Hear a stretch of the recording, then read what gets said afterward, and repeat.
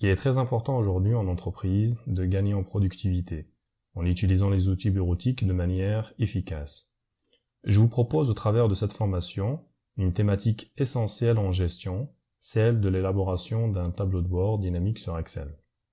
Notre objectif au travers de cette formation est de construire un tableau de bord de A à Z, récapitulant toutes les informations nécessaires dans un seul et même endroit. Pour pouvoir suivre cette formation, vous devrez disposer d'Excel, bien sûr, mais aussi de Power Query, qui est un complément d'Excel qui va nous aider à importer nos données. Et par la suite, pour travailler la mise en page de notre tableau de bord, nous aurons à utiliser PowerPoint. Ce sont les trois outils que nous allons utiliser dans cette formation. Nous allons utiliser la version 2013 d'Office pour faire notre cas pratique, mais si vous avez une version supérieure, elle sera tout à fait compatible.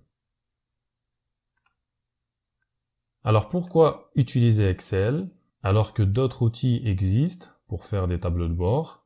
Eh bien, tout d'abord, en termes de fonctionnalité, il est suffisamment puissant pour répondre à notre besoin, celui de réaliser un tableau de bord dynamique.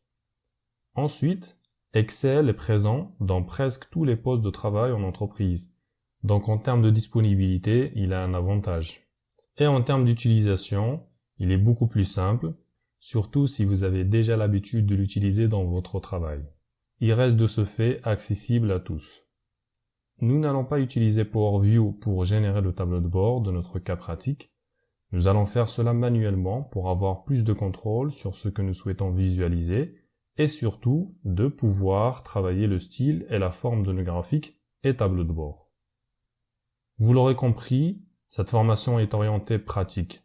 Nous allons de ce fait travailler directement sur un exemple qui consistera à construire un tableau de bord en partant d'un exemple de données et en tirer des informations clés afin de pouvoir établir un constat et surtout prendre les bonnes décisions. Dans cette formation, votre seul et unique exercice, c'est de reproduire les étapes de ce cas pratique. Je vous conseille de le faire en même temps qu'en suivant les vidéos. De cette manière, à la fin de la formation, vous aurez acquis la méthodologie et les compétences techniques pour pouvoir le reproduire sur vos propres données. Et n'oubliez pas de prendre des notes sur les étapes à suivre.